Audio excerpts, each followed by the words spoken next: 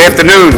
This is the public hearing of the Committee of the Whole regarding bill numbers 160172, 160176, 160508, 160509, 160552, and resolution numbers 160180, 160583, 160-584, 160-585, 160-586, 160-587, and 160-588. Mr. Stitt, would you please read the titles of the bills and resolutions, please? Bill number 160172, an ordinance adopting the operating budget for fiscal year 2017. Bill number 160176, an ordinance amending Title 19 of the Philadelphia Code entitled Finance Taxes and Collections by adding a new chapter 19-4100 entitled Sugar Sweetened Beverage Tax under certain terms and conditions. Bill number 160508, an ordinance amending Title 19 of the Philadelphia Code entitled Finance Taxes and Collections by adding a new chapter 19-4100 entitled Non-Reusable Beverage Container Tax under certain terms and conditions. Bill number 160509, an ordinance authorizing the transfer and appropriations for fiscal year 2017 from the general fund, the Mayor, Office of Community Schools and Universal Pre-K to the general fund, the Director of Finance contribution to school district under certain terms and conditions. Bill number 160552, amending Chapter 19-2600 of the Philadelphia Code entitled Business Income and Receipts Taxes by creating a tax credit to encourage certain merchants to provide healthy beverage alternatives in their stores, all under certain terms and conditions. Resolution number 160180, resolution providing for the approval by the Council of the City of Philadelphia of a revised 5-year financial plan for the City of Philadelphia covering fiscal years 2017 through 2021 and incorporating proposed changes with respect to fiscal year 2016, which is to be submitted by the Mayor to the Pennsylvania Intergovernmental Cooperation Authority, the authority pursuant to the Intergovernmental Cooperation Agreement authorized by an ordinance of this council approved by the Mayor on January 3, 1992, Bill number 1563-A, by and between the city and the authority. Resolution number 160583, resolution appointing Daniel Connor to the Board of Directors for the Germantown Special Services District. Resolution number 160584, resolution appointing Trapeda Mason to the Board of Directors for the Germantown Special Services District. Resolution number 160585, resolution appointing Supreme Dow to the Board of Directors for the Germantown Special Services District. Resolution number 160586, resolution appointing Patrick W. Jones to the Board of Directors for the Germantown Special Services District. Resolution number 160587, resolution appointing Byron Davis to the Board of Directors for the Germantown Special Services District.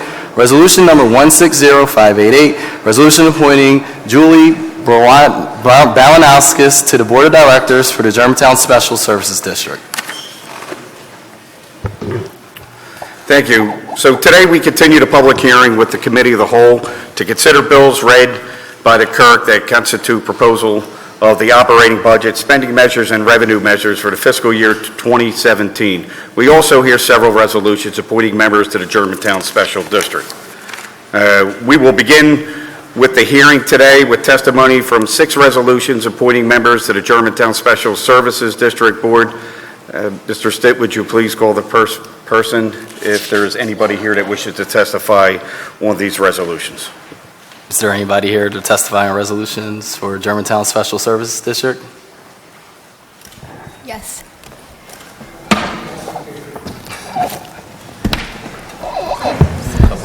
When you settle in, please state your name for the record and begin with your testimony. Good afternoon. My name is Ingrid Shepard, and I am the board president of the Germantown Special Services District. And I am here to testify that on Wednesday, May 19th, our board met to discuss the applications and nominations of the following individuals to be appointed to the Germantown Special Services Board of Director, and they are Patrick W. Jones Jr. was nominated to serve a term ending January 1st, 2021. Daniel Connor was nominated to to serve as a member of the board with a term ending January 1st, 2020. Julie Baranowskis was nominated to the board and appointed and asked to serve a term ending January 1st, 2020. Byron Davis was nominated to the board to serve a term ending January 1st, 2020. Trapita Mason was nominated to the board to serve a term ending January 1st, 2021. And Supreme Dow was also nominated to the board to serve a term ending January 1st, 2021. All of the names and the nominations were passed unanimously by the board, and we ask that the members of City Council now move on their appointments.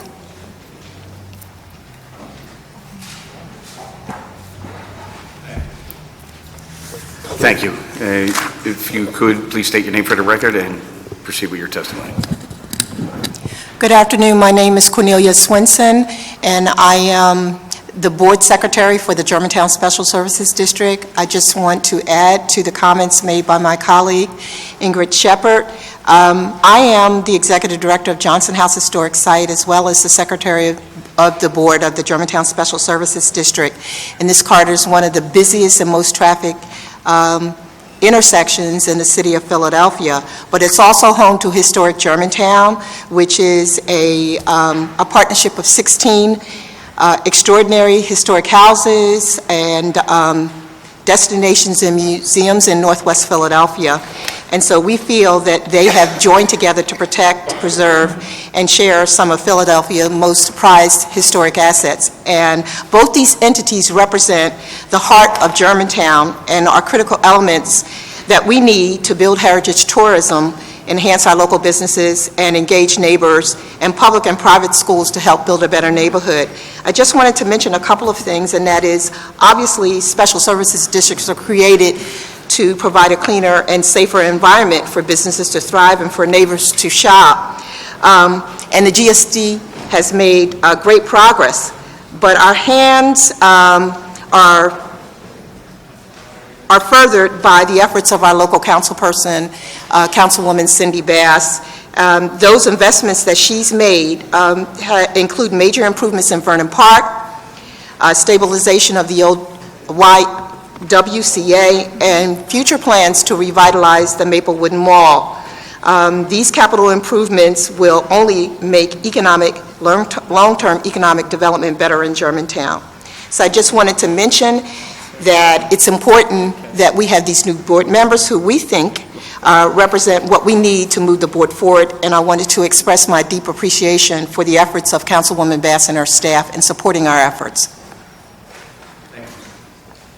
Thank you so much for your testimony. Is there anyone else here, aside from the councilwoman, which I'll recognize shortly, from the Germantown Special Services District that wishes to testify? Thank you so much for coming in. Thank you for your testimony. All right, the chair recognizes Councilwoman Bass.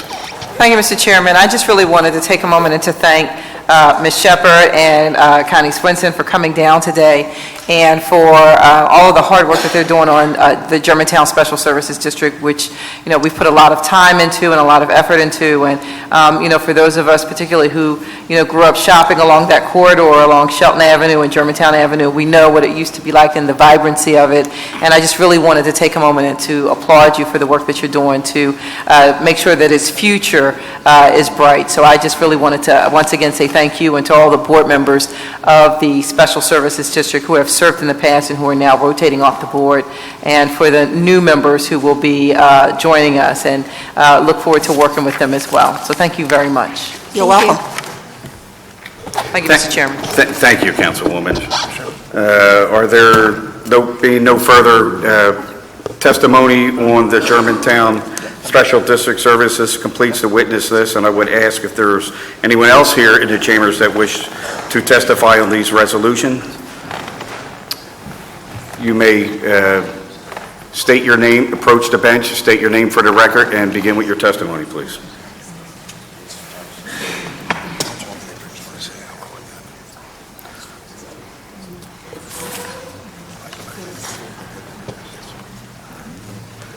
Excuse me, sir. This resolution is regarding Germantown Special Service District Board, is that correct? Yes, I heard you the first time. No redundancy needed, sir. State your name for the record and proceed with your testimony. My name's Larry Lickman from South Philadelphia.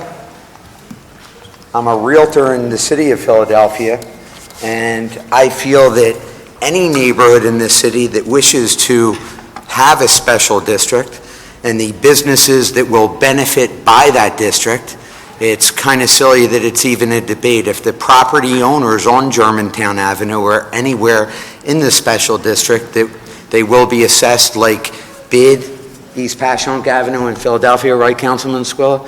20% on top of the property tax is charged to the owner of the building, even if they don't have a business in the building, even if they're somewhere off Passyunk Avenue. But look at what became of Citizens Alliance for Better Neighborhoods, now Passyunk Avenue Revitalization Corporation, in combination or in complementary working environments with BID, the Business Improvement District. So I would think that any business owner, any property owner, any resident in Germantown would appreciate the benefits that a special district would accommodate them. And that's a wrap. Thank you for your time. Thank you for your testimony. Is there anyone else here that in the chambers that wishes to speak on these resolutions? Well, seeing none, it concludes the testimony for these resolutions. Now we will continue with a public hearing and the budget measures read by the clerk at the start of this hearing. Having heard substantial testimony over the last several weeks on all bills that are here before the committee today, we will now hear testimony on bill numbers 160508, 160509, 160552. Upon completion of that testimony, we will have a public meeting to decide if there's any action to be taken on all budget measures before this committee. And I want to note for those who don't know what the know what the numbers correspond with the ordinances, that we will not be hearing any testimony on sugar, sweetened beverage drinks this afternoon. We have heard that substantially, as noted in our record, 3-4 times in public hearings. The clerk, would you now read the folks who have signed up to testify on bill number 160508? Or just call the witness list. First up will be Gene Bishop, Molly Michael, and Yale Lemon.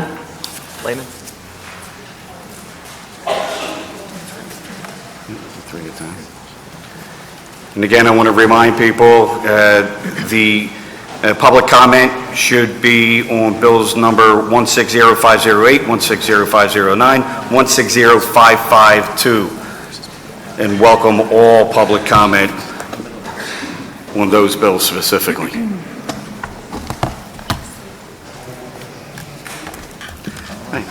You may state your name for the record, please, and begin with your testimony. My name is Jean Bishop. I'm a 37-year resident of the city of Philadelphia and a retired primary care physician who practiced at multiple sites in the city over 30-plus years. I am here on my own, not representing any of the numerous groups who are here.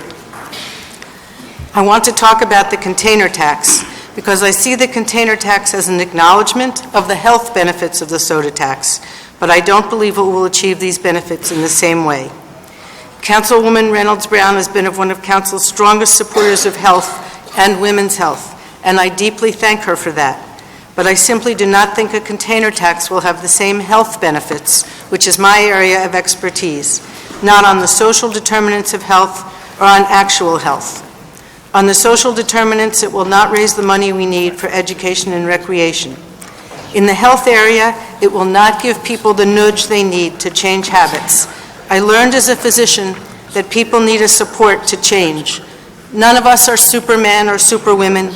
We don't leap over tall buildings in a single bound, and we're rarely able to dramatically change our habits, any of them, without help. A container tax will not remind folks in the same way about how to make healthy choices. I believe many folks who have been trying to eat better will feel supported by the tax that shall not be named, rather than attacked by it, and welcome community support to make healthier food choices. There are few miracle drugs, and there are few miracle policies and laws. No prescription I ever wrote only had upsides. Do I think a soda tax is perfect? Of course not. What's wrong with a container tax? From a health standpoint, it will do less. It is an admission that taxing sugary drinks is a good idea, but it waters it down. Dr. Pepper may want you to drink soda, but Dr. Bishop wants to give you a nudge away from the container tax. Thank you. Thank you for your testimony.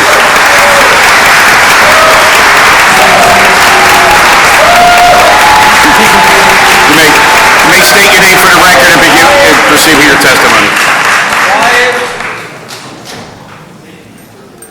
State your name for the record and proceed with your testimony. Thank you. Yael Lehman, Executive Director of the Food Trust. Good afternoon, Council President Clark and members of Council. As I stated before, my name is Yael Lehman and I'm the Executive Director of the Food Trust. The City of Philadelphia is at a critical moment. We can dramatically change the lives of our children by providing them with better parks, rec centers, libraries, and universal pre-K, and we can also greatly improve the health of our city. The Food Trust does not support a container tax because this tax would impact healthy beverages like water and 100% fruit juice and will not have the same public health benefit that a soda tax would. Soda offers no nutritional benefit and it is a choice. Water, however, is essential for our well-being and we all need it to live. Taxing water would be a big mistake. Thank you.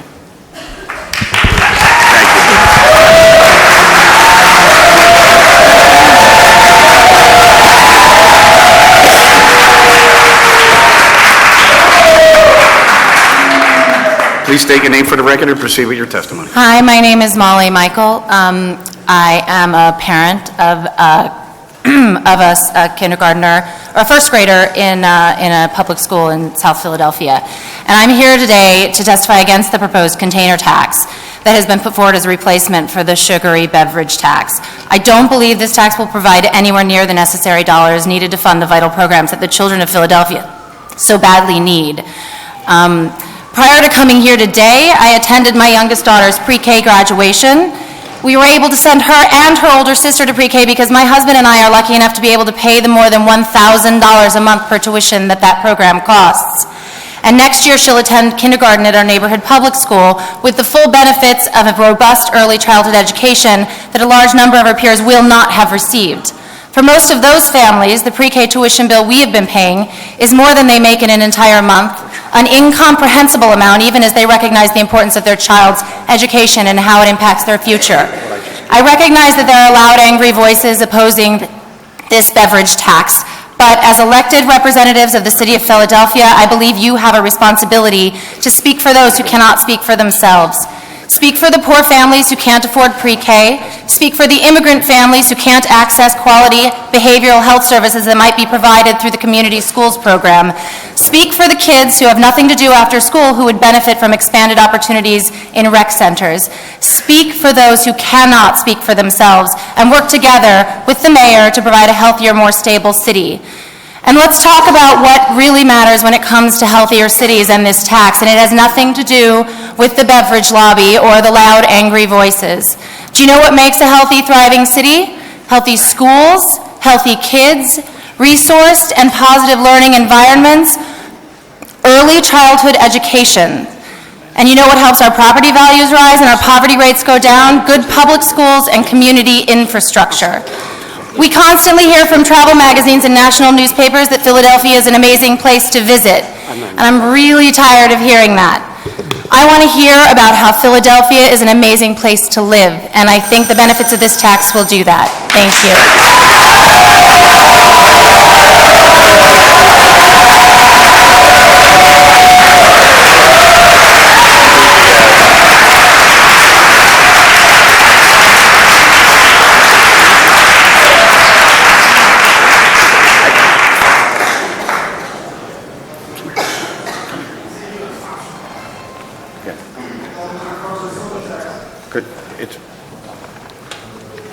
Next up is Will Gonzalez. Reuben Jones, and Tyrone Scott.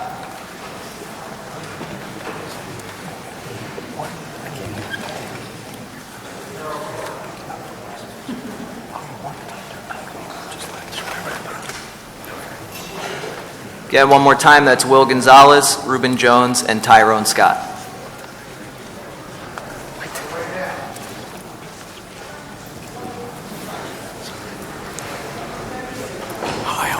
May you state your name for the record and begin with your testimony, please. Buenas tardes, good afternoon. My name is Will Gonzalez. I'm the Executive Director of SEBA. SEBA is a coalition of community-based organizations in the Latino community.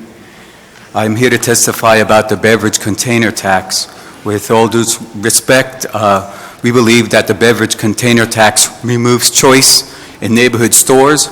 There is no escaping the beverage container tax if you drink water, natural juices, or diet soda.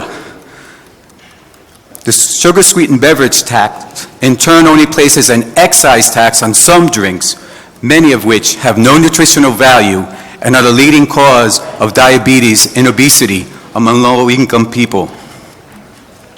Consumers and retailers and minority neighborhoods need the beverage industry to increase the availability and diversity of non-sugary products at corner stores, and the beverage container tax inhibits that. The sugar-sweetened beverage tax is not an attack on an industry. Soft drinks producers are one of the best sources of filtered water on the planet. Consumers and retailers and minority neighborhoods need the beverage industry to increase the availability and diversity of non-sugary products at corner stores. The sugar-sweetened beverage tax, along with Bill 160552, a tax credit to encourage certain merchants to provide healthy beverage alternatives in their stores, also under consideration currently by City Council, assist the industry and retailers with this much-needed transition. It is estimated also that the sugar beverage tax falls $30 million short of what the city needs to dramatically improve the quality of life in neighborhoods. Why go through the trouble of instituting a tax if it does not directly secure the revenue to improve recreation centers, libraries, and schools, nor indirectly lead to great savings in health costs for the city and its residents by reducing diabetes and obesity, as long as saving many lives? The sugar-sweetened beverage tax remains the healthiest and most viable mechanism to advance positive outcomes in the health and economic development of poor communities in Philadelphia. Muchas gracias. Okay, thank you.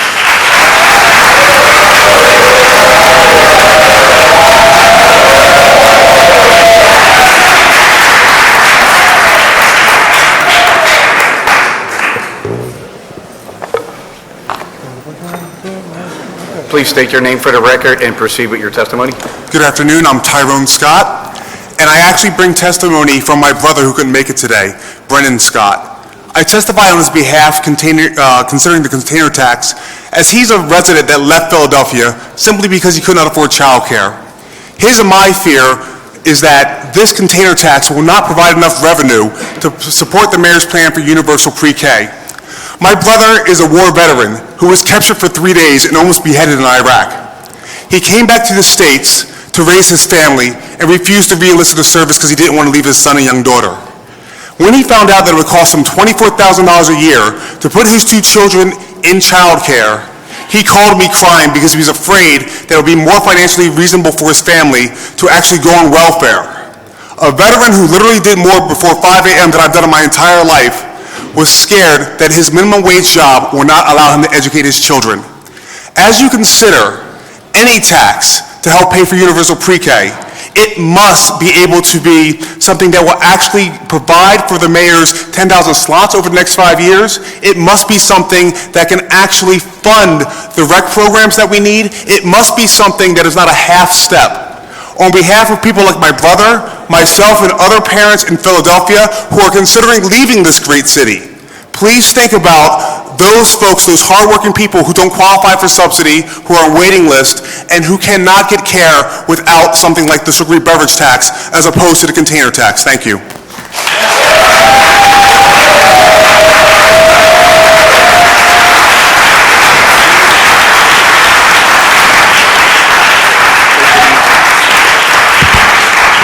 state your name for the record and proceed with your testimony. So good afternoon, my name is Reuben Jones, and I'm here to pose a different question in regards to the priorities of the citizens of the city as well as the leadership of the city when it comes to our children.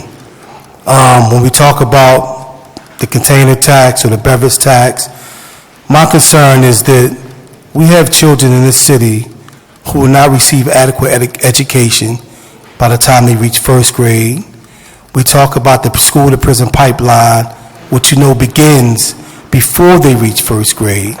So if we want to prioritize our children's future, if we want to prioritize the well-being in this city, then I challenge the leadership in this city to consider not a $182 billion corporation who could well afford this contribution to the city, but to the citizens in the future of this city, which are our children and their well-being. My biggest point of contention is as a parent and recognizing the need to be able to provide in a two-parent household for our children. I also realize that there's a bigger benefit to the overall community that if we invest in our children now, we save a tremendous bill down the line. So in the vernacular of an old television commercial, we can either pay now or we can pay later. Thank you.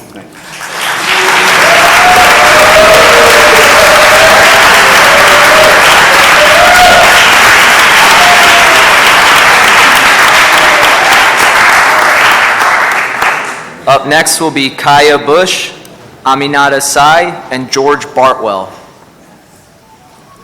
Mr. Chairman. Councilman recognizes Councilman Daltonberger. Thank you very much, Mr. Chairman. I ask that you would ask testifiers really to speak only to the merits of the container tax and not to compare the two. I think as members of this chamber, we've heard all that, and if there's something new and different to talk about the container tax, to do so. Thank you, Mr. Chairman.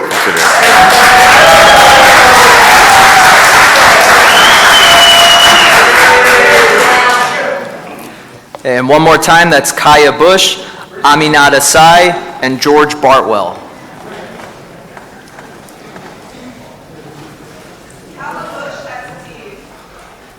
Okay, thank you.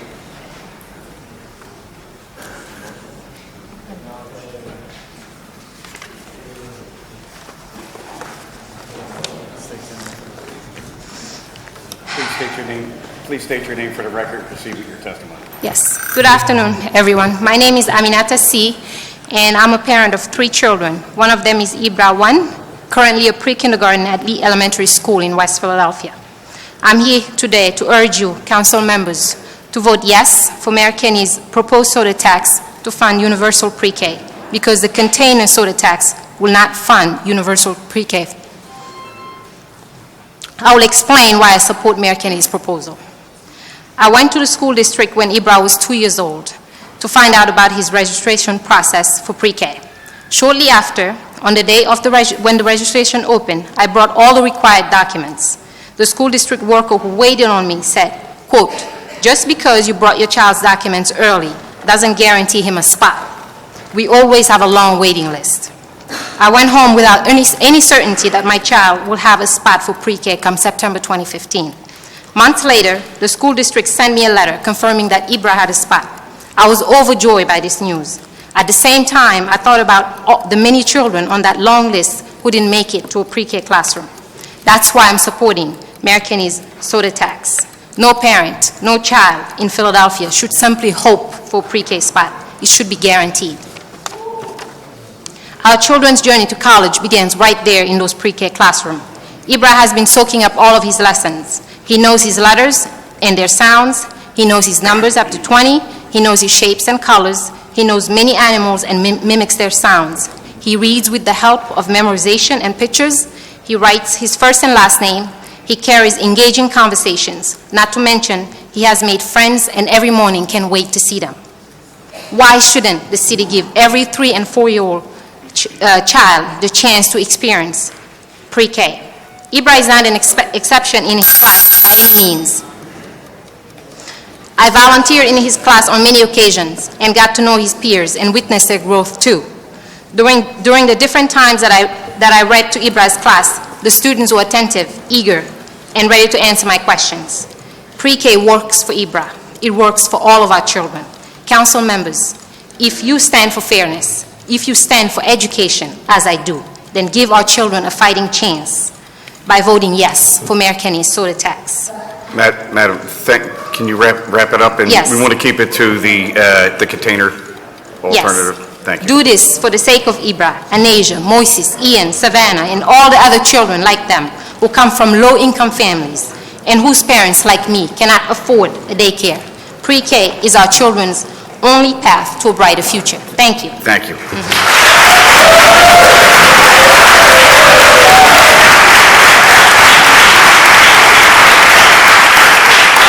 Next up is Ashley Lewis, Jamie Gauthier, and Jill Fink.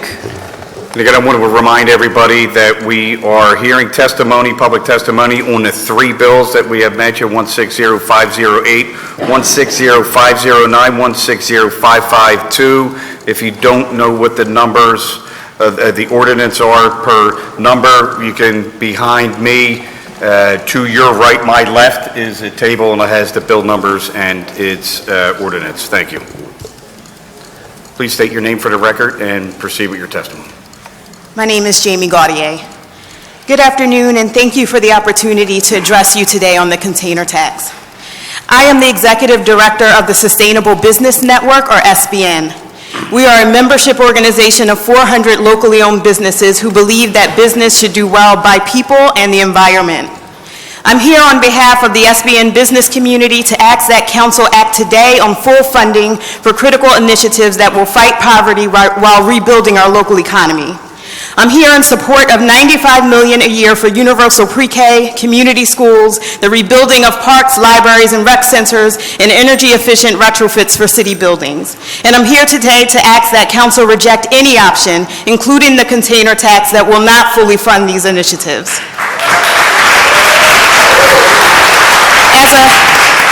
As a business organization with members in the food and beverage industry, it took us months of careful deliberation to figure out where to fall on this issue. We hosted informational calls with members and took a member survey. And in the end, we received an overwhelming mandate from our membership to stand in strong support of the sugary beverage tax proposal. And here's why. The SBN business community understands that for businesses to thrive, people and neighborhoods must thrive too. We know that Philadelphia's economy will never be strong as long as 400,000 of our residents live in poverty. We know that Philadelphia's workforce will never advance if our schools continue to struggle for resources. And we know that our business districts will never succeed if we fail to make investments in neighborhood infrastructure like parks and rec centers. And that's why we've been as active as we could in the past month, visiting your offices, issuing public statements, trying to act on the mandate from our members to get the sugary beverage tax done. And it feels like we're close. The debate over the past few months with council members has highlighted for the SBN business community that you, our leaders in council, think these initiatives are important for our city and our economy too. And so now is the time to discuss when and how we get it done. As valiant as council's collective effort to open the discussion has been, the best option is not the container tax, which falls far short in terms of the revenue it will generate, the kids it will help, and its ability to impact health outcomes. Nor is it any number of options that have popped up in the past few weeks. If we all agree that the initiatives on the table are too important not to happen, then we all agree that the best choice is the one that gets us to $95 million. $95 million towards an educated local workforce, $95 million towards healthier people and stronger neighborhoods. It's the sugary beverage tax that will get us there while also positively impacting the health of our communities. Sorry to cut you. Thank you for your testimony. Thank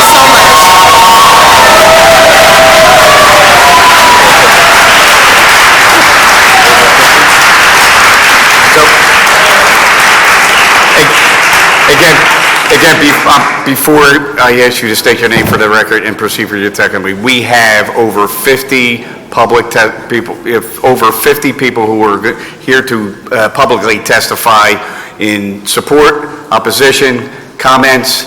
All right, please keep it to the relative bills that I have announced that are here that we are speaking on today. If not, I am going to have to cut your testimony off short, and if you have written testimony, we could certainly submit it to the stenographer for the record. So thank you. Please state your name for the record and Thank proceed you. with your testimony. Good afternoon. My name is Jill Fink.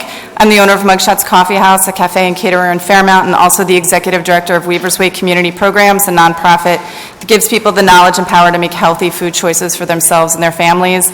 I am here today in support of universal pre-K community schools, parks and recs, libraries. I am going to, so if you'll excuse me, it's not going to flow that well because I'm cutting a lot of stuff out, cutting it down. I will say that as a business owner, I was an early proponent of this tax, and I continue to be so. The respectful debate that we've had over the past several months has confirmed my belief that we all want what's best for the city, its residents, and its future growth. I've been inspired by conversations with colleagues, neighbors, and most profoundly, a number of high school students that were here with me earlier today who unfortunately had to leave, but will be submitting their testimony to each of you individually. All of us believe in these programs and initiatives and support the sugary drinks tax to get us there. It's now time to take action, to be bold and courageous in taking a stand to guarantee a brighter future for our youngest residents, to ensure our youth have safe and accessible rec centers where they can be physically active, and to take action that will curb the consumption of products we know lead to obesity and diabetes in communities that are already the most underserved. The container tax is not the most viable option to achieve these things. And while I respect Council's intention in creating such an alternative, from a funding perspective, the container tax will not create the revenue required to support these vital programs. And from a health perspective, the container tax eliminates the option to purchase a healthier, non-taxed alternative. I understand the inclination to avoid a, quote, regressive tax, but perhaps it's more useful to think of diabetes as a regressive disease, one that disproportionately affects low-income communities and communities of color, the same communities that are aggressively targeted by the soda industry. And I'll just leave it at that. Thank you very much. Thank you for your testimony.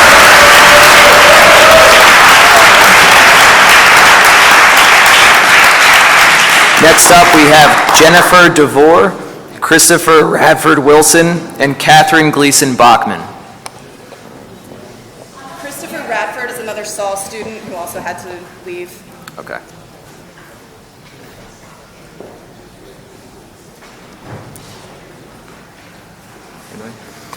Okay, next up, we have Kim Renee Patterson, Jonathan Kirch, and Lakeisha Sears.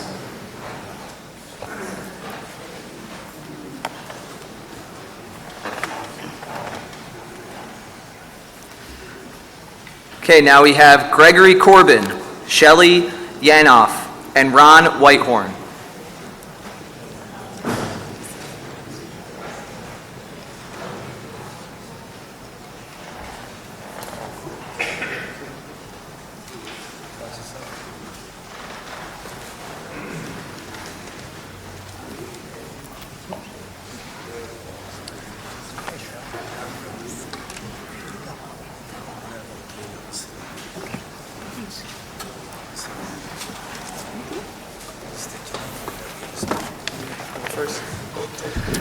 Thank you for being here. Please state your name for the record and proceed with your testimony. My name is Gregory Corbin,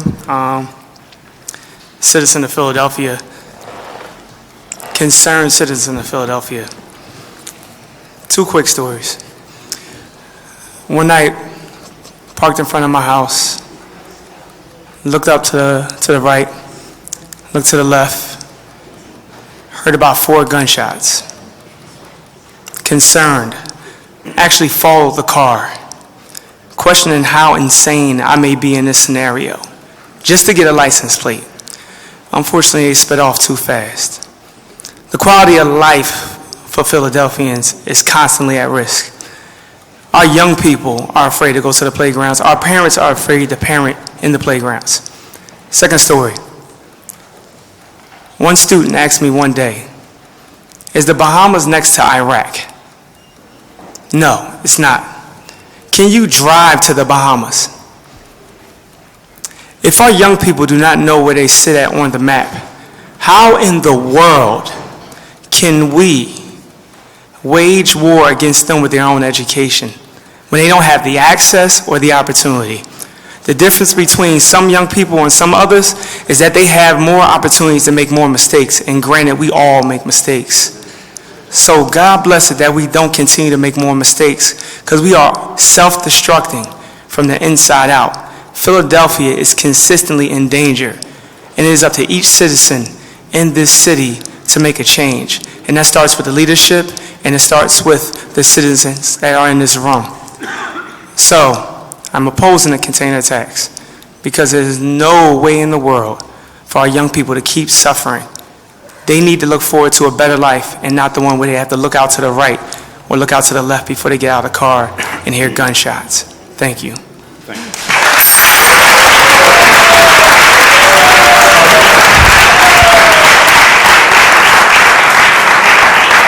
My name's Ron Whitehorn. I'm with the PCAPS Community Schools Task Force, and I'm here to oppose the container tax.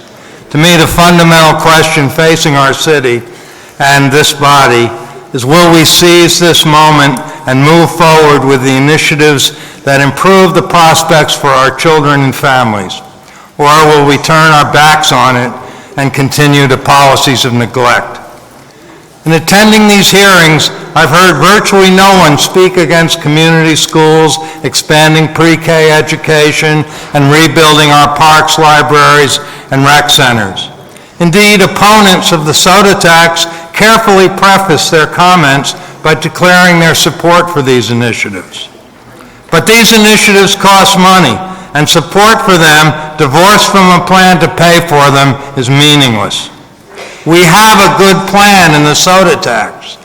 While it may not be perfect, it promises to fund these initiatives. The opposition to it claims to champion the interests of poor communities.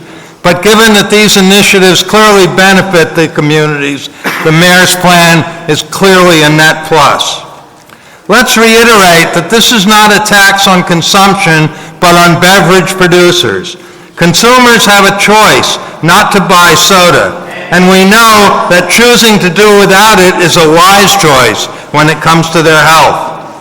As for the immensely profitable beverage producers, they can afford to eat some of the costs of this tax.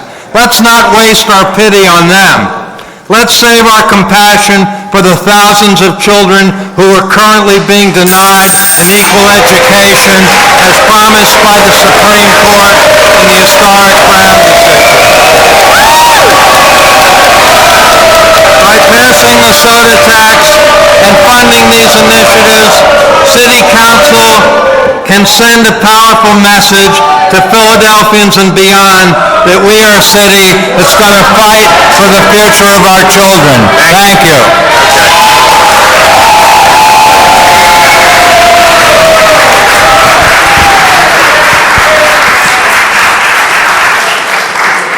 I'm Shelley Yanoff, and I'm a citizen of the city, and I have spent more years in this place testifying on behalf of lots of kids and families who can't get here.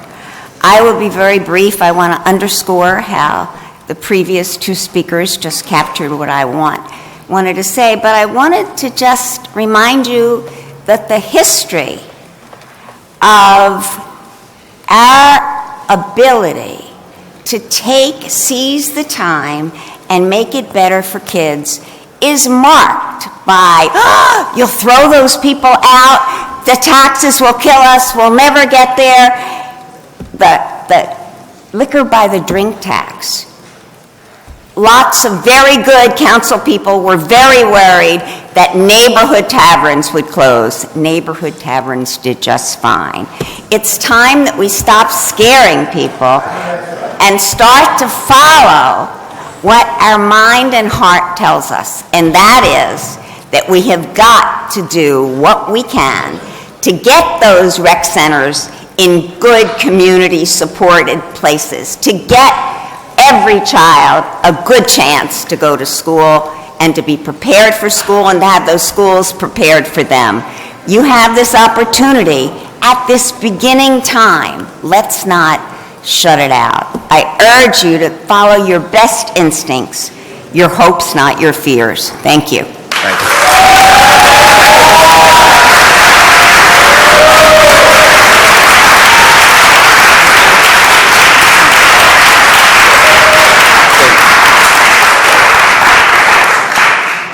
name is Jennifer DeVore, and I am a parent, a public school advocate, and most importantly, I am a concerned Philadelphian. I am concerned because I see children without access to quality pre-K education and without access to functioning recreation centers and libraries in the 5th largest city in the country. Today, you have an opportunity to do something incredibly bold to help resolve these concerns and push Philadelphia over to the right side of history, to make Philadelphia one of the first major cities of its kind. Please do not vote on the container tax, but yes on the sugary drink tax. There are a lot of new council people here who all ran on the platform to bring change, many of whom I voted for believing that you would do so if elected. If you vote no, it is back to business as usual. If you vote for the container tax and not for the sugary drink tax, you will not be delivering the quality of government that this city deserves. For or against a bill that's on Against the the agenda container here, tax. please? Thank you. Your people, your constituents deserve a better Philadelphia, a Philadelphia that you have the opportunity to give them by voting no on the container tax. Thank you. Thank you.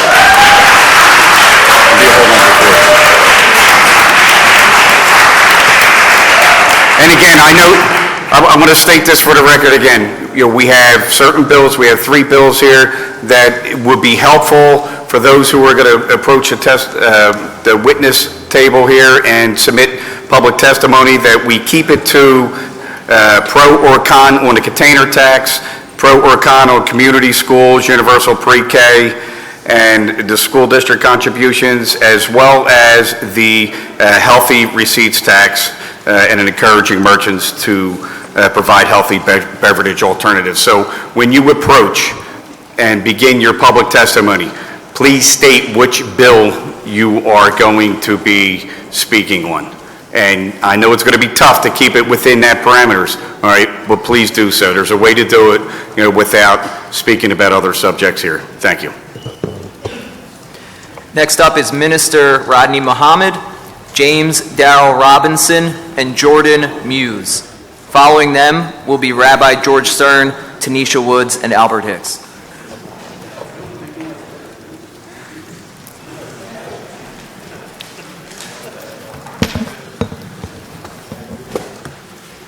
Thank you. Please state your name for the record. Welcome, and proceed with your testimony. Minister Rodney Mohammed, President of the Philadelphia branch of the NAACP. Good afternoon. I am opposed to a container tax. We have a good initiative with what the mayor has offered, which is a tax on sugary beverages at the distributor level. I am against the container tax. Is that what I'm supposed to say first, to let you know? You are against the container tax, which is here, yes.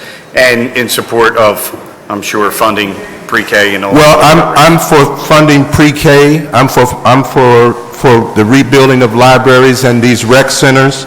I just want to say that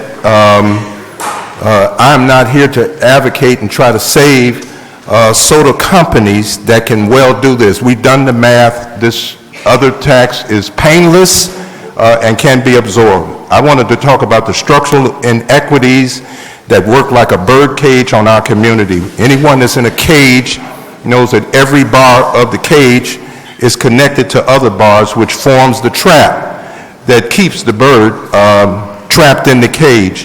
When it comes to poverty, substandard education, excessive rents, mortgage denials, poor nutrition and all, these represent bars that form a cage or a cycle of poverty in the community. We have found that through multicultural marketing, poor black children, poor Latino children primarily are targeted, and they are carrying these companies, but these companies wax fat with enormous profits and they can join with the residents of Philadelphia that have already proved through 4 property tax increases in the last 5 years that we're willing to bear some share of the load, but nobody should be a freeloader in the city of Philadelphia when it comes to our children. And so we want everyone joining in. And I'm saying if we don't do something now, then we pay the misery tax later. Endless programs trying to repair lives, the cost and burden on for public safety on the city's budget, long prison sentences, the list just goes on. So I am here to support the universal pre-K, which proves that if 90% of that brain is developing between 3 and 5 years of age, while I'm sitting here, somebody is turning 5 or 6 years old, and we may have well missed a critical period. And failure to do something then means we pay a heavy tax later. I know my time is limited, but we need to do a careful study on the marketing that goes on. It's merciless on the poor, the ignorant, and those who are uninitiated in these professional tactics that bring in enormous dollars to these companies, and they can well carry this load. Mr. Mohammed, thank you. Thank you for your testimony.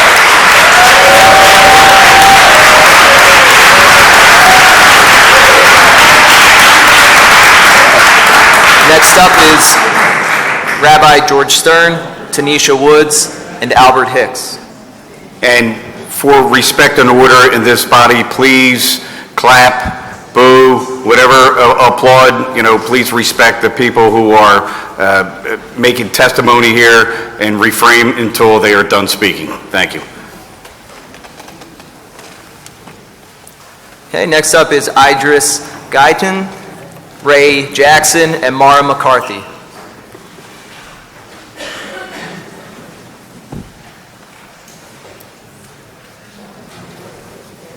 Okay, Dominique Marshall, Jeff Brown, and David McCorkle.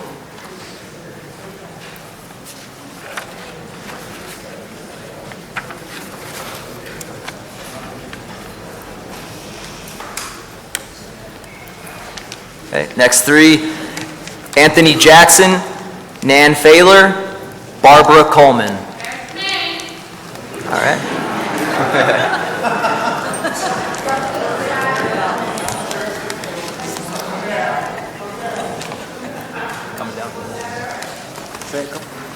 What's that? And while she's coming down, George Martin, Dr. Essence Allen, and Ann O'Brien.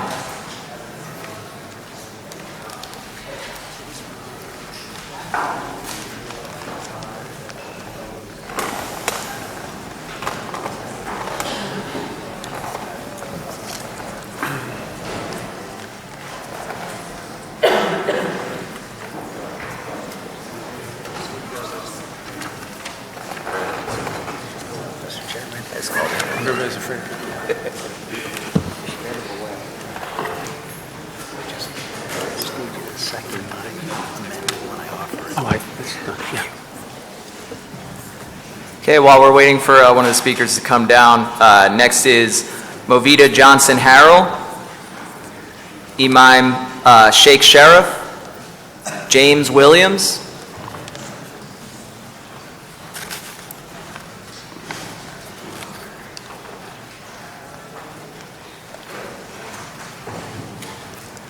okay, we have Isaiah Gonzalez, Angela Johnson, and Leonard Nathan.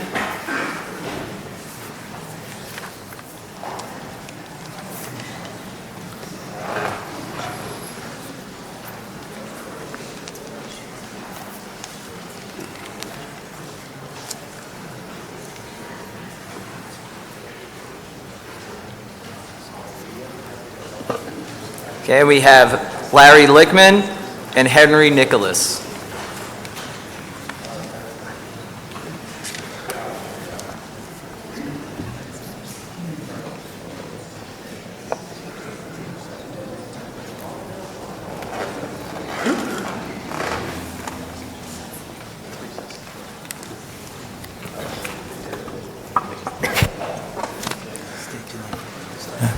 My name is Idris Guyton, and I am opposed to the container tax. I'm going to try to keep it confined to the container tax out of respect for the opposition to the other tax, but I will say that the reason why I'm opposed to the container tax is that the only way you can get around this container tax is like this. This is like what a Muslim would consider a prayer. This is the only way you can get around that container tax, by having liquid poured in your hand. You can't go and do something else. You can't choose a different drink. All you can do is eliminate the container. So by going through another method for the funds, that's a better alternative in my opinion. Now, everyone in this room believes that, or knows for a fact that 400 million is more than 64 million. That 95 million a year is more than 64 million a year. So it's without question that the 95 million that will be raised in other ways can do more than the 64 million can ever dream of doing. So I think those things, being factual, needs to be considered. I am in full support of funding universal pre-K, parks and recreations, and libraries, and doing something about the city's pension. I wanted to bring this small thing because I'm limited to what we're talking about here. For everyone to just think for a second, and I'm not trying to be facetious. The movie Rocky, all right? Everyone in the city knows Rocky. Everyone loves Rocky. That story is the true story of the struggle of Philadelphia and Philadelphians. One scene that comes to mind to me is the scene where Rocky's in the meat freezer. He's punching the slabs of meat. He's punching that beef. The question that you have to ask is, why is he doing that? Because he has come to the conclusion that it was more beneficial for him to punch that meat than to practice boxing in a rec center or so on, because it wasn't adequately funded. He did not have the equipment to do it in a rec center, so he had to go to a meat freezer and punch beef. So we can get around this tax by doing it a smart way, and that's all I have for you. Go Eagles.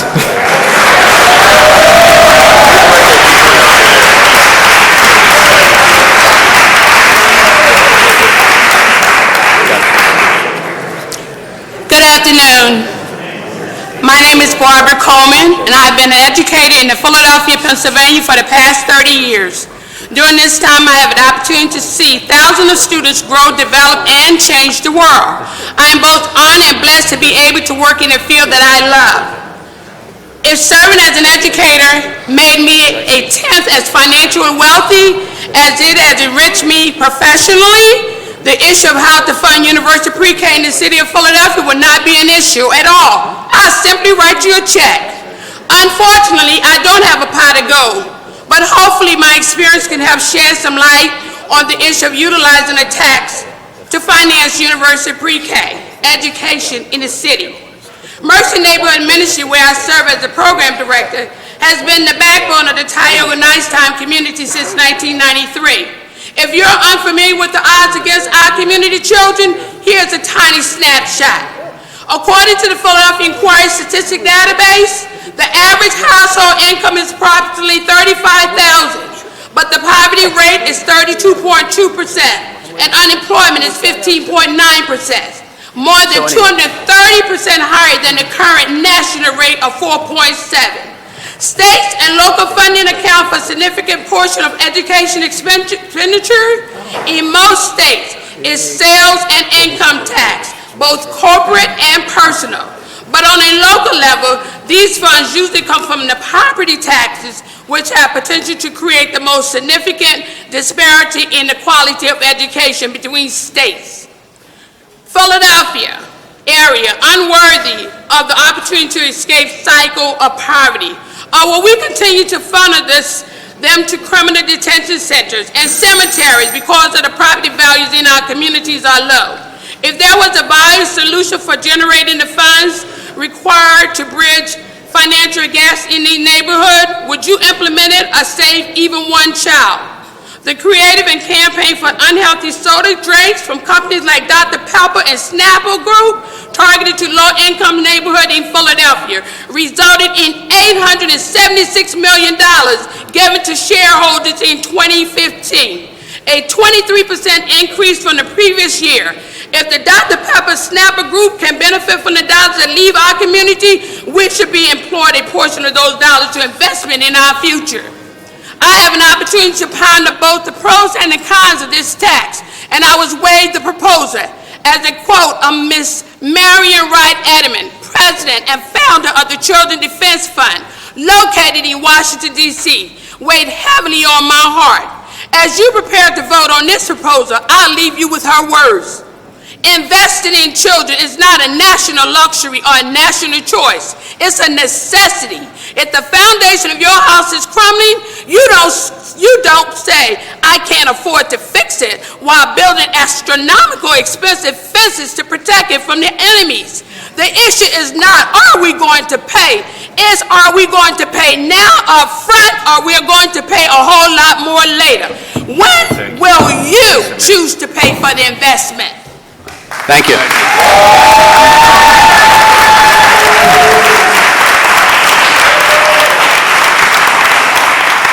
Let me announce first that the committee is not going into recess. We are taking a 5-minute break. Thank you.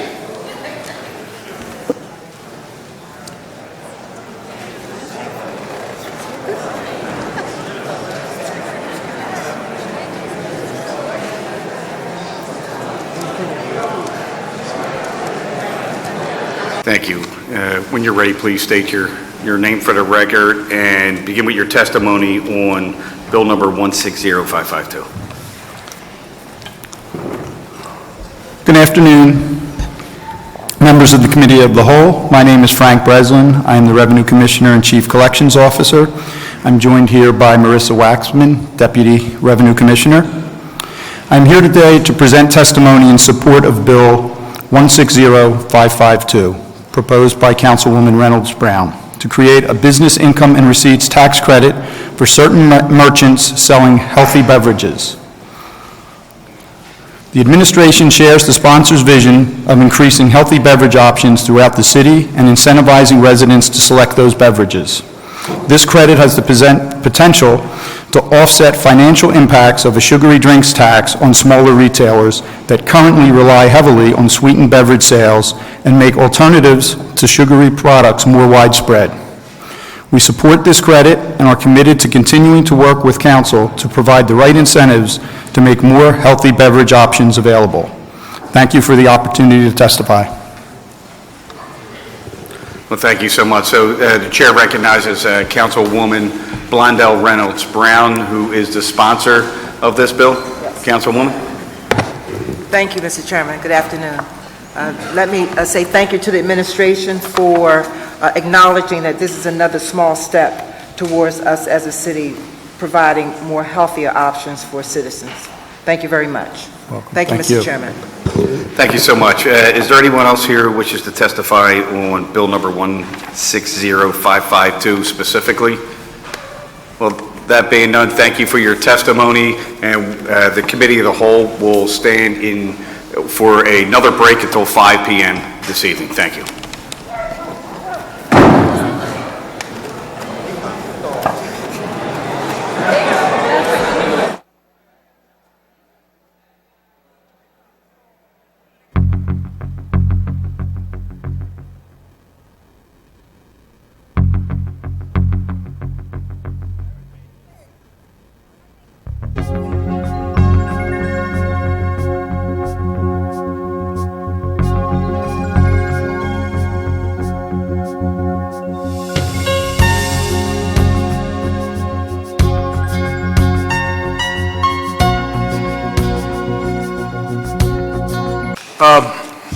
Good night.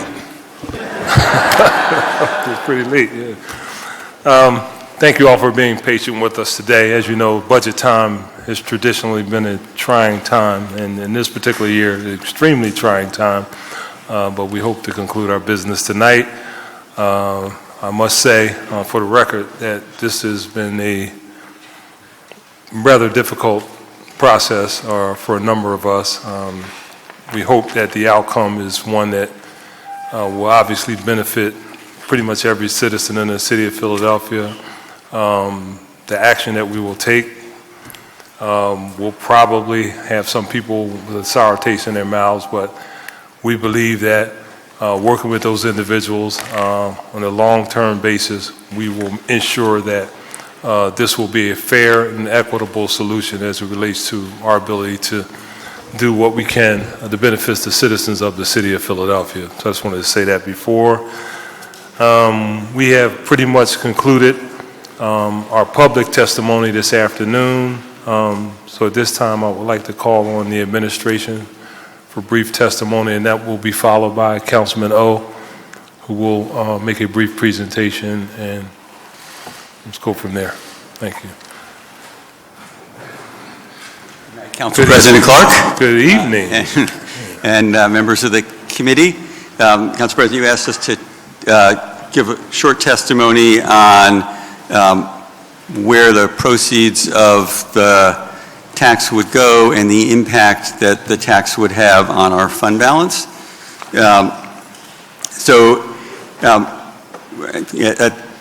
At $91 million, the proceeds would go to pre-K, community schools, a little bit for Parks and Recs employees, which we added at your suggestion, debt service on rebuild, the tax credit program that Councilwoman Reynolds Brown proposed, some modifications to the budget based on discussions we've had with council, and then a portion would go to fund balance. That portion that would go to fund balance is important to us because our fund balance numbers get very low during the course of the plan, and would be even lower without these revenues. So that's where the revenues would go. Okay.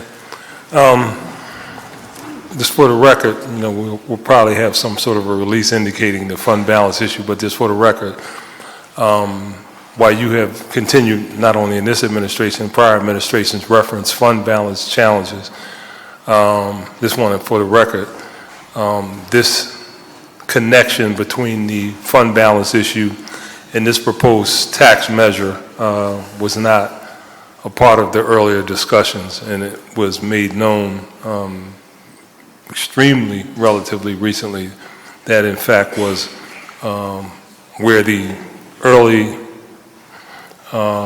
years of the revenues being generated will go to the fund balance. So that's for the record. That's correct. That was not the part of which. Right. That's correct. By the end of actually when you get to the fourth year, by then all of the money is really going to the initiatives, but in the early years, some of it goes to fund balance. Okay. So that could have made it much more different conversation. I know for me.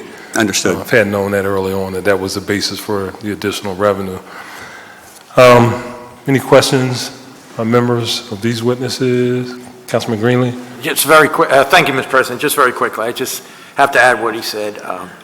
It's too late in the evening to get in an argument, but I just was disappointed that fund balance issue was never brought up. And do you have any quick statement on why that wasn't? No, we should have brought it up earlier. Okay.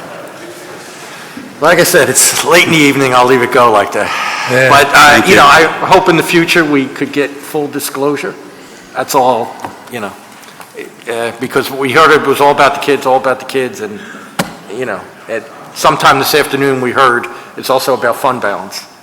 Just tell us everything we need to know, and I think it could help a lot better. Thank you, Mr. President.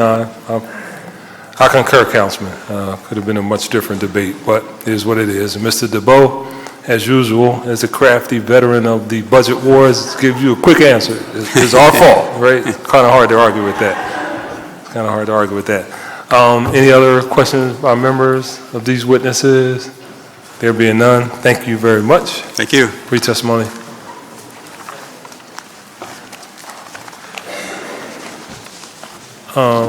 This time, Chair would like to recognize Councilman O. Thank you very much, Council President. With your permission, I will introduce an amendment during the public meeting portion, but during the public hearing, I would like to address it and explain why I'm introducing the amendment. Please do, Councilman. Thank you very much. I am setting up some charts that I'll refer to, but I'm just going to read from a op-ed that I had wrote and distributed last night. There's good news for both sides of the soda tax debate and for the rest of our citizens. There's enough money in the current proposed budget to fund the administration's new programs without raising taxes.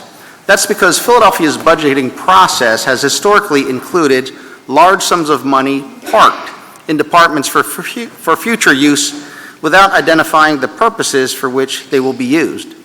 Regardless of whether people approve of how the money is ultimately spent, the problem is that they are not able to voice their opinion on how these funds should be spent, if they should be spent at all. Here's how it's done. Every year, council approves requests to fund city departments. The administration budgets far more money for certain departments than it will actually allow them to spend. Later, the administration will request that the extra money be transferred and spent for some other purpose. The cycle repeats itself, and each year funds are over-allocated, excess funds are reallocated, and then they are spent for reasons not identified in the budget. That's why I'm introducing a budget amendment to stop this cycle and use the excess money to fund new programs without raising taxes. As of today, my staff has uncovered $180 million in likely disguised over-allocations in the proposed 2017 budget. $103 million of these tax dollars can be reallocated to fund new programs such as universal pre-K and parks and recreation infrastructure repairs. Otherwise, more money will be collected from citizens than is needed and used later for some purpose other than stated. My staff has calculated the average difference between budgeted and actual amounts of spending in each department over the past 7 years. We found that one office was allocated an average of 9% more than it spent over the past 7 years and transferred a total of $55 million over that time. Another office was allocated 72% more than it spent for material, supplies, and equipment in 2014 and 32% more than it spent in 2015. A commission was allocated $10 million or more than it spent every year over the past 7 years, which would be about $70 million in over-allocations. Finally, one line item in the budget was allocated a total of $66 million between 2014 and 2015, and none of those funds were spent for that purpose. By simply applying the 7-year percentage differential in spending to department requests each year, we can cut $180 million from the proposed $4.1 billion budget without reducing 1 penny of actual services and support.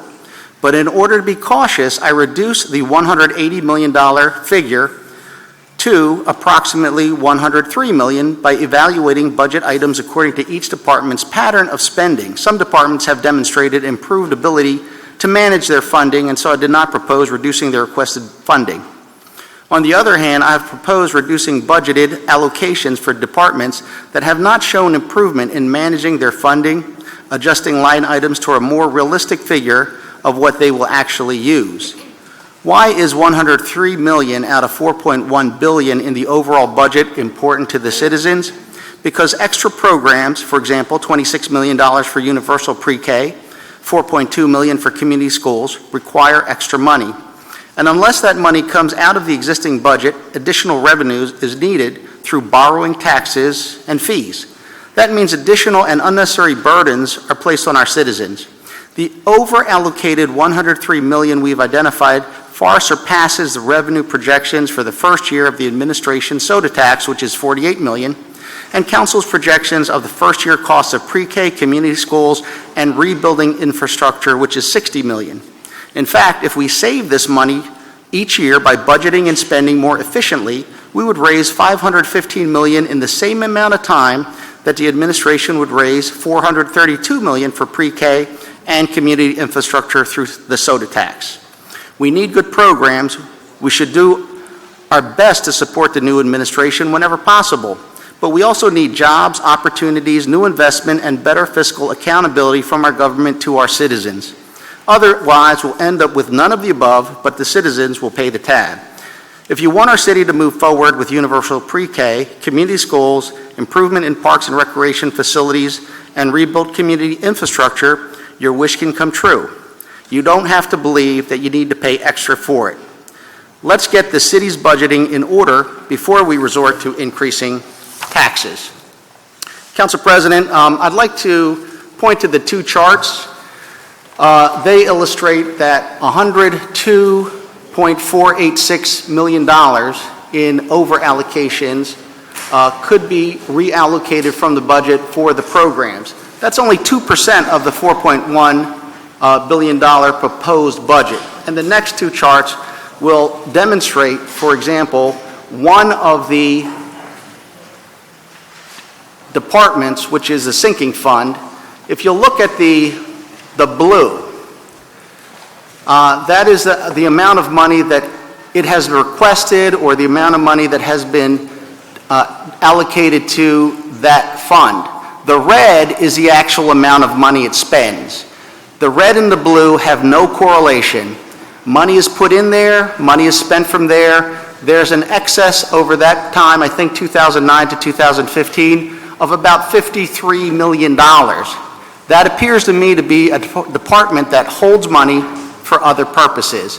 The problem is that city government operates in one-year terms and five-year plans.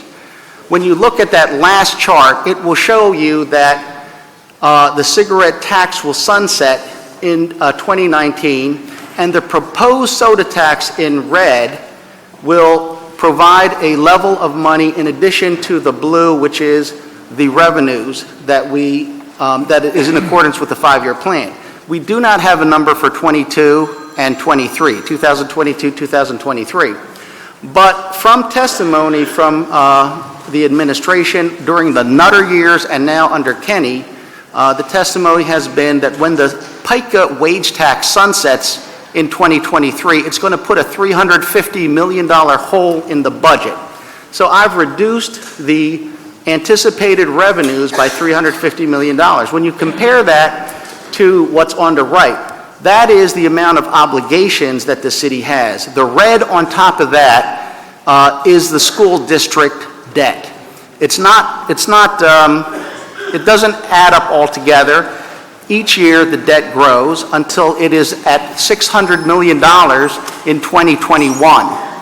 When you look at 2021, the school district is short $600 million, and we have typically and historically shouldered that burden because the state does not put in its fair share. We will probably have to do that again. When you look at 2023, on top of that $600 million, if that's not taken care of, there will be $350 million missing from our budget. So if you look at the year 2023 in terms of how much money we anticipate receiving and how much debt we're going to have, the debt far outweighs the revenues that we're going to receive. I believe that it would be wise of us to look at 2023 because that is the last year of the second term of the administration, and we'll lose continuity of possibly of the city officials that are looking at this issue. So with that, I would like to present a amendment to the budget that relies on money that is currently in the budget that is not allocated, I don't believe, for the purposes that they have been categorized. Thank you very much. Thank you, Councilman. Thank you very much for your testimony, Councilman. And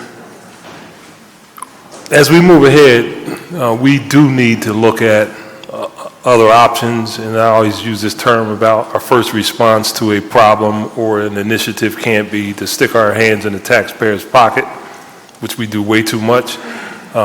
There has been discussed over a period of time in the last year about other options.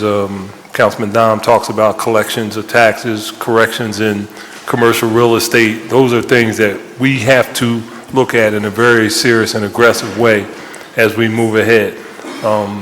This whole issue about zero-based budgeting, been told by the administration that we're going to deal with that in earnest in the upcoming years, because there are opportunities beyond, again, sticking our hands in the taxpayer's pocket. So I do concur, not necessarily with your numbers, but this concept of and our ability to make sure that our first response is not that, and we become a more efficient government as it relates to the operation of the city of Philadelphia. Chair recognizes Councilman Green. Yes, I just, in reference to the information presented by Councilman O, wasn't sure if Rob Dubow is still in the room, because I'm interested in seeing his perspective on that information that was presented. Absolutely. Did he leave? He'll be right here, pal. He stepped out for a second.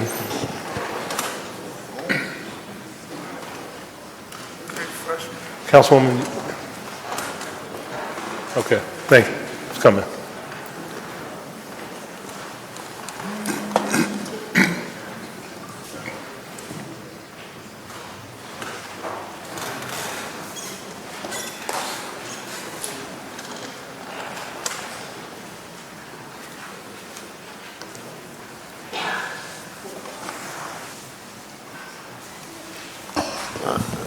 Mr. Dubow, Councilman O just gave a riveting presentation on our ability to identify revenue. I think you're familiar with it.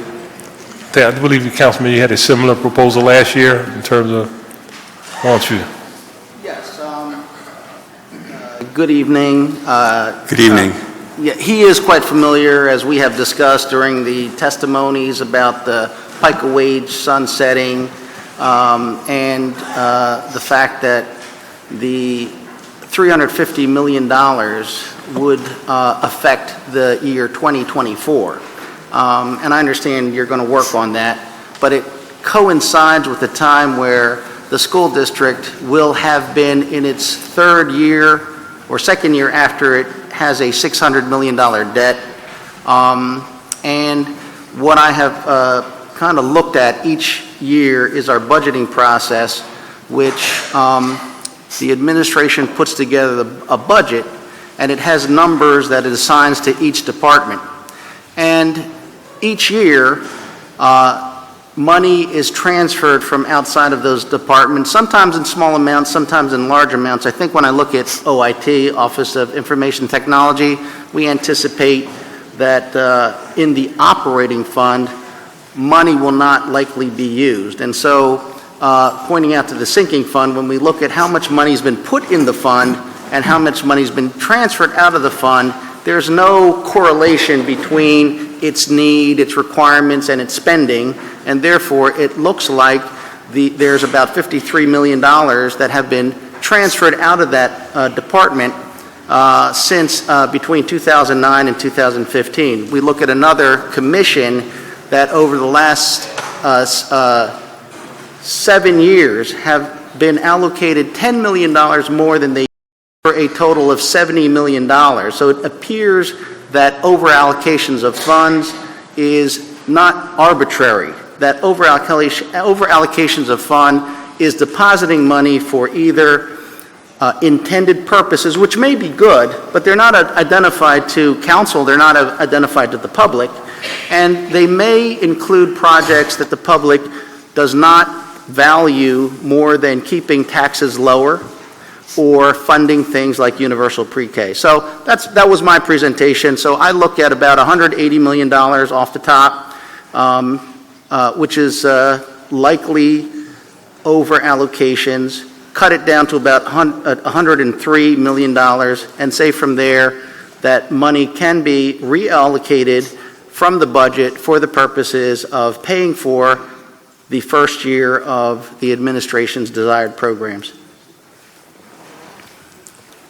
So, what's the question? That was an explanation of what was presented when you weren't here. The question was Councilman Green's. Chair recognizes Councilman Green. Yeah, I guess the reason why I wanted Mr. Dubow to come and make a perspective on the proposal, because it's been presented there's additional dollars available in this year's budget in order to pay for pre-K. And I wanted to get the perspective, as well as a rebuild. So I want to get a perspective from the administration. Is that their same perspective? As you might guess, it's not. And we, acknowledge that there are some places where we'll spend less than budgeted, and other places where we'll spend more. At the end of the year, what we care about is the bottom line, and what we were talking about before is kind of how narrow our fund balance has gotten, and that's a big concern for us. And one of the areas that the councilman talked about was our sinking fund commission. That's where we pay our debt service, and that's an area we want to make sure that we do have enough, because we don't want to miss any of those payments. But that's our general response. And what was last year's fund balance, last fiscal year fund balance? Sorry, take me a second. I'm sorry, Council President, can I make a point of order? A point of information. Sure, Councilman. So in my early years, when I arrived at council, we had this issue with the firefighters. And the administration said that they could not afford to pay the firefighters $210 million. The firefighters said, we're not asking for $210 million, we're asking for $64 million. And so this litigation had occurred repeatedly during another administration. They lost numerous times. There was an excess, there was a fund balance, and we introduced a bill to appropriate the $64 million of the fund balance to settle this contract and relieve the city of this continuous litigation and appeals, which didn't look like it was going anywhere. And there was a resolution of that problem. My point is, fund balances are fund balance, and I do understand we need to have a fund balance, but this issue about the fund balance occurred today. I mean, we've been at this for a long time, and if it's that important, it should have come up long before this. But there's some need for money at any given point, and I think even though it's a fund balance, it can be very useful. We ended up, basically not using that, but the money was used. There was a settlement with the firefighters, and that was taken care of. All right. Okay. Councilman, there was a question on the To floor. answer the question, we ended last year with $150 million. We're projecting that this year we'll end with $70 million. Our general target is we'd like to be at around 6%, which would be a couple of $100 million. So we're well below where we should be. We're well below where rating agencies would want us to be. It's one of the things that they consistently say, that we have fund balances that are too low.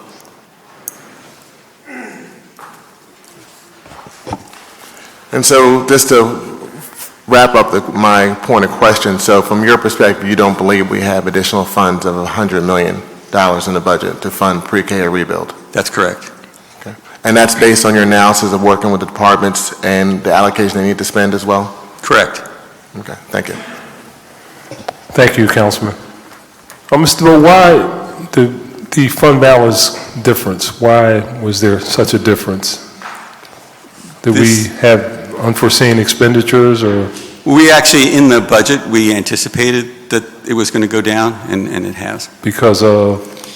Things like increased labor costs, pension costs. Contracts? Yeah. Okay. All right. Chair recognizes Councilman Don. Thank you, Council President, and good evening. Good evening. I just want to verify for the record, Moody's, one of the bond rating services, says in their bond rating analysis there are three major focal points we need to look at as a city. One is funding for the schools, two is pensions, and three is the fund balance. Am I missing anything?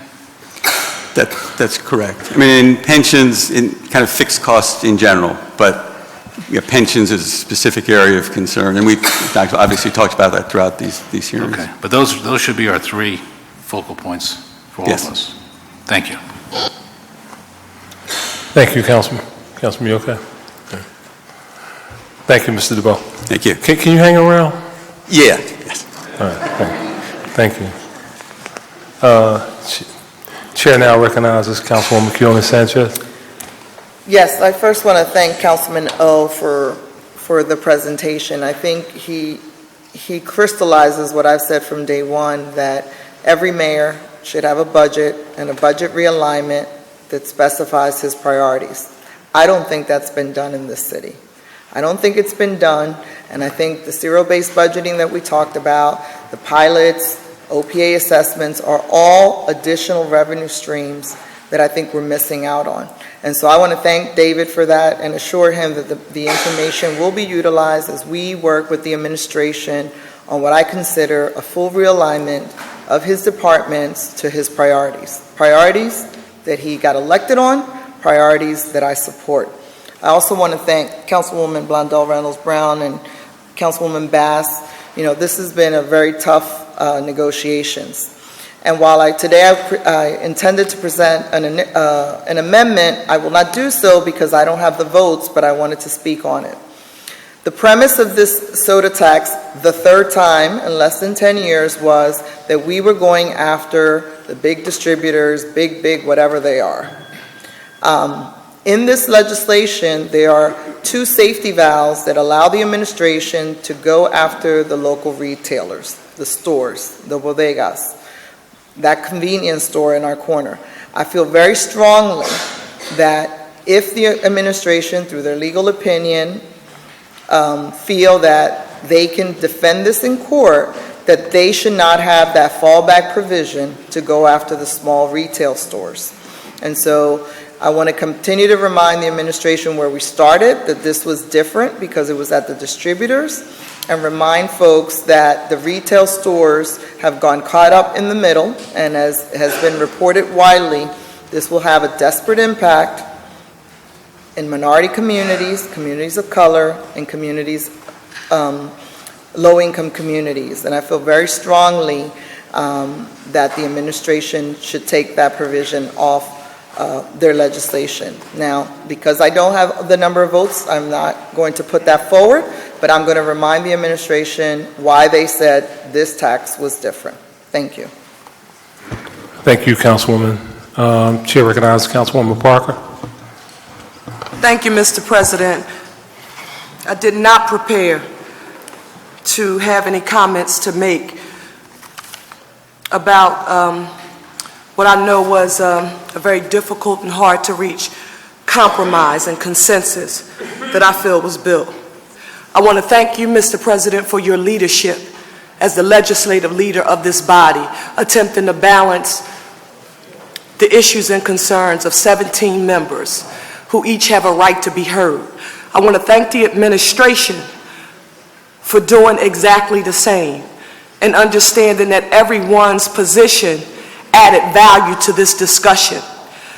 There is one thing, Mr. President, that has bothered me after long discussions and late nights of hearings about this issue of consumption in minority communities.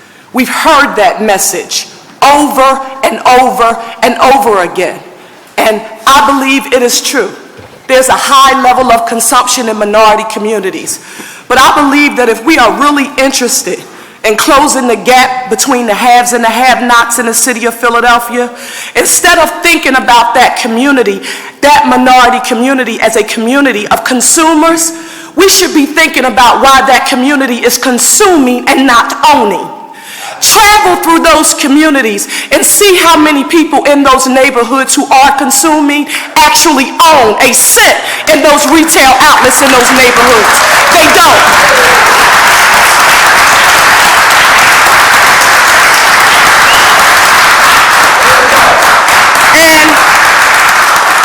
And with that being said, I will not say all, Mr. President. And if I called you Mr. Speaker, I told you I have flashbacks sometimes. But I will say to you, Mr. President, after we get through tonight, and as we move forward, I will look to you, sir, as the legislative leader of this body, my 16 other colleagues, along with the administration, to let you know I will continue to work extremely hard in advocating for training, so that the very people who are consuming can one day go back to the days when they held some ownership in those retail outlets. Thank you very much for your patience, Mr. President. Thank you, Councilwoman. Thank you, Councilwoman. And this is a better job because I don't have to go to Harrisburg, which I would if I were the Speaker. I can essentially travel like 8 blocks to work. So, but thank you for the reference. Have any other members? No additional witnesses are scheduled. So with that, we will now go into this concludes the public hearing. We will go into committee of the whole. We are going to our public meeting. And we will now recognize Council Member Bass for a single motion on the 6 resolutions. Councilwoman Bass. Thank you, Mr. Chairman. I move that resolutions number 160583, 160584, 160585, 160586, 160587, and 160588 be reported from this committee with a favorable recommendation. Thank you. It has been moved and properly second that the resolutions number 160583, 160584, 160585, 160586, 160587, and 160588 be reported from this committee with a favorable recommendation. All those in favor say aye. I'm sorry. I was going to call it for your motion. Procedure here, so I just wanted to... No, I was going. Okay. Yeah, I'm for sorry. your amendment. Yes. Yeah, I was going to get the easy one out of the way first. Thank you. Sorry about that. I wasn't sure. All right. Let's do this again. All those in favor of the motion will signify by saying aye. Those opposed?